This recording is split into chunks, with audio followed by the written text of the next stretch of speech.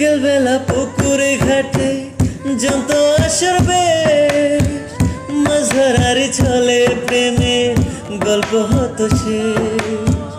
বিকেল বেলা পুকুরে ঘাটে জমতো আসর বেশ, মাছ ধরারি ছলে প্রেমে গল্প হতো শেষ। প্রতি রাতে স্বপ্ন মায়ায় সে ডাক্তার কাছে ভালোবাসাতে। আমার একটা সাথী ছিল দেশের বাড়িতে, মিষ্টি প্রেমের লিখত চিঠি প্রতি মাসেতে। হঠাৎ একদিন খবর এলো সাথীর নাকি বিয়ে হলো আমার অজান্তে।